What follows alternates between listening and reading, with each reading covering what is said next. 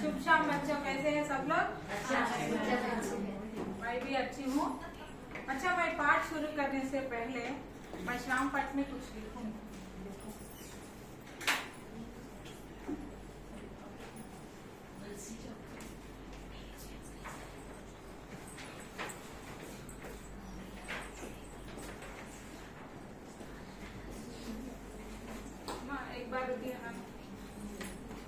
एक बार तुम्हारा नाम क्या है?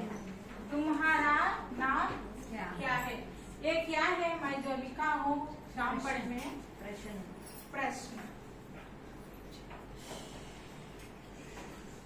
और तुम्हारा नाम क्या है? उसका जवाब क्या है? मेरा नाम इरशाद है। इरशाद। अच्छा,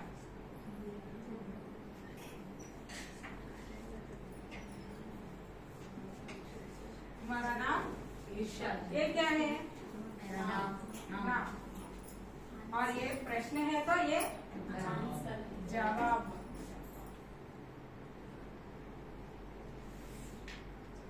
और जैसा प्रश्न मैंने पूछा तुम लोगों ने वैसा ही जवाब दिया। आज हमारा पाठ है भी जैसा सवाल वैसा जवाब।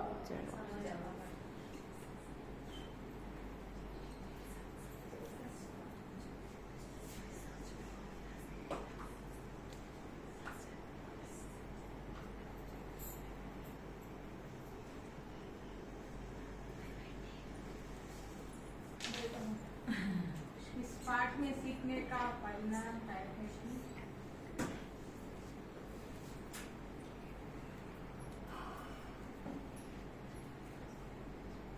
पहले आगमन विधि,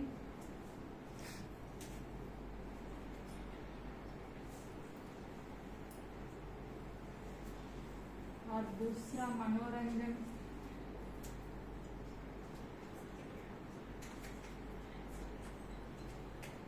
कठिन शब्द,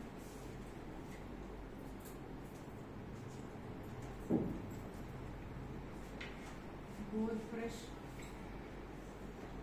और सीख। ये मैंने बाद में बताऊंगी। ये पाठ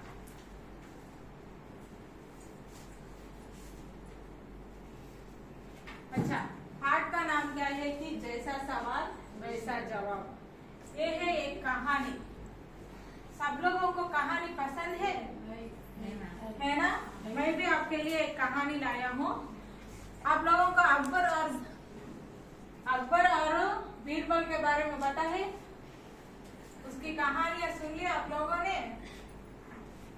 हाँ। और जैसे भी मैं उस कहानियों से एक कहानी आपके लिए लेकर आई हूँ। अकबर माने एक राजा था।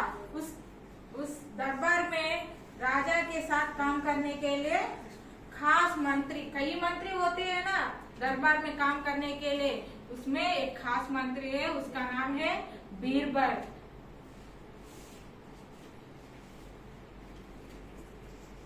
अकबर ये था राजा माने किंग, और उसके मंत्री बीरबल।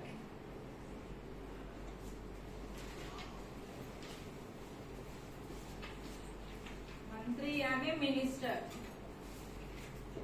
और उसका और एक व्यक्ति है, उसका नाम है ख्वाजा साहब।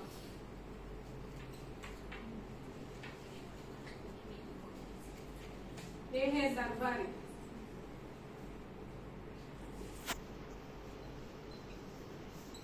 दरबारी माने कॉटियर। ये तीनों व्यक्ति मुख्य है इस कहानी में। और पहला है राजा अकबर और उसके साथ काम करने वाला मंत्री बीरबल है। एक दरबारी, उसका नाम है ख्वाजा साहब। पहला ये है राजा अकबर और उसके मंत्री। राजा अकबर ने बीरबल को बहुत पसंद करता था, क्योंकि बीरबल बहुत बुद्धिशाली है।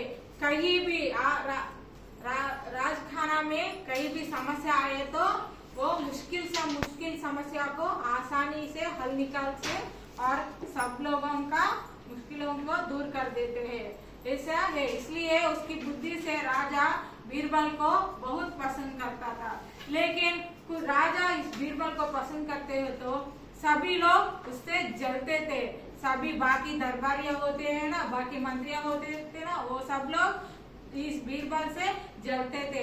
अरे क्यों राजा हमेशा बीरबल की तारीफ करते हैं, हमें क्यों नहीं, हमें भी बहुत बुद्धिशाली है, हम भी अपने कामयाब राजा के सामने पेश करना चाहते हैं, ऐसे सोच लिया।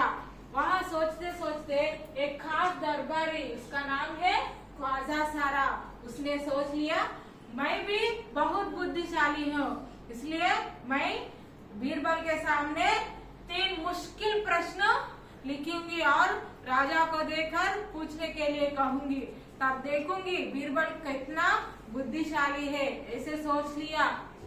कौन सोच लिया? ख्वाजा सारा ने, एक दरबारी ने सोच लिया और उसने बहुत सोचकर 3 मुश्किल प्रश्न लिखकर राजा के सामने आबाद हुई और दे दिया उसको।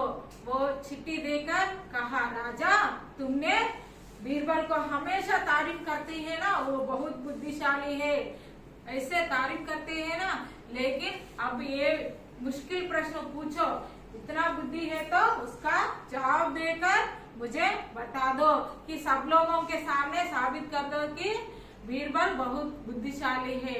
ऐसे वे राजा साहब के सामने वो ख्वाजा सारा ने बोल दिया। राजा ने संतोष से उसका चिट्ठी लिखा, हाँ जरूर मैं पूछूंगी, मुझे विश्वास है कि बीरबल अच्छे से उसका जवाब दे गया।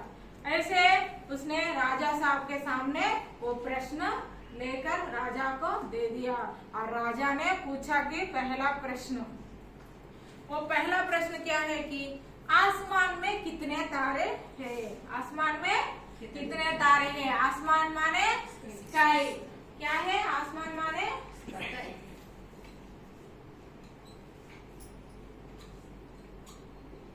तारे माने स्टार्स। कितने तारे होते हैं कोई बता सकते हैं? नहीं। बहुत सारे, लेकिन एक संख्या है नहीं है ना। आसमान में कितने तारे होते हैं उसका कोई एक संख्या नहीं है। इसलिए बीरबल ने सोचकर एक भेड़ लेके आया। भेड़ का मतलब है शीप।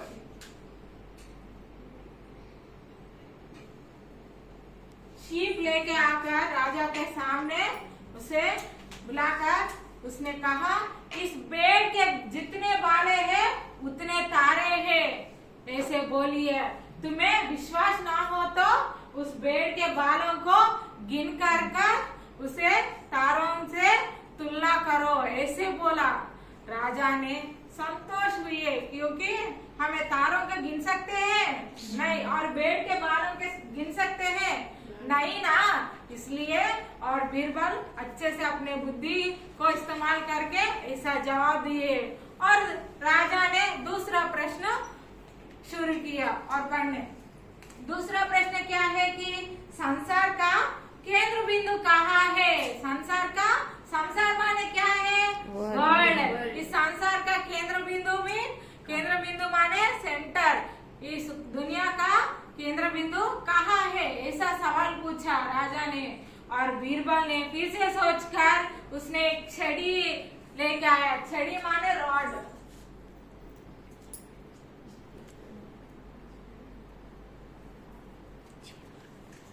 छड़ी लेके आकर उसके सामने गाड़ दिया, जमीन में गाड़ कर कहा, यही है संसार का केंद्र बिंदु, यही है संसार का केंद्र बिंदु। तुम्हें विश्वास ना तो फीते से तुम्हें तुलना करो, ऐसे बोला।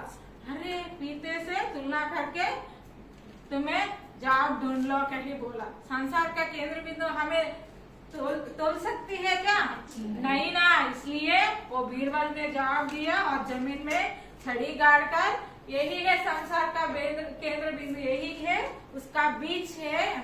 तुम्हें विश्वास नहीं तो फीते से तुलो तुम, ऐसे जवाब दिए।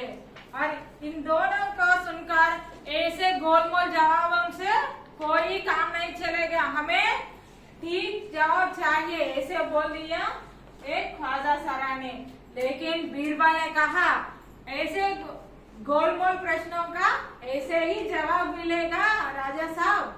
पहले उस जवाबों को तुम गलत साबित करो। उसके बाद तीसरा प्रश्न पूछो। ऐसे कहा बीरबल। आप लोगों को समझ में आया बच्चों? इस कहानी का मूल्यांकन क्या है कि बुद्धि के बल से सारे काम सिद्ध हो जाते हैं। बुद्धि के बल से सारे काम आसान हो जाते हैं। इस कहानी का हम फिर से पुनस्मरण करेंगे। आगमन विधि। पहले मैं कहानी का इस पाठ का नाम जानने के लिए आपको कुछ सवाल पूछे थे ना, उस विधि को आगमन विधि कहते हैं। और मनोरंजन, कहानी किस विधि में है? मनोरंजन हुआ था ना सब लोगों को, इसलिए। और कहानी के बीच हम कुछ कठिन शब्द भी जान लिया और उसका अर्थ भी जान लिया। और बोध प्रश्न, कहानी के बीच मैं कुछ प्रश्न पूछा था ना, उससे हम बोध प्रश्न कहेंगे। और कहानी के सीख, इसमें सीख क्या है? बुद्धि के बल पर सारे काम सिद्ध हो जाते हैं। ऐसे सवालों को हम ऐसे ही जवाब दोगे। हमें कुछ लोग कहते हैं और एक थप्पड़ मार के तुम्हें उसका ये पीड़ा दिखाओ कह के बोलते हैं। पीड़ा माने पेन। उसे भी ऐसे कुछ मंदबुर्क स्वभाव जैसे मनुष्य होते ना, उसका हम ऐसे ही जवाब देना चाहिए। सब लोगों को समझ में आया? आपका गृह कार्य क्या है कि एक कहानी पढ़कर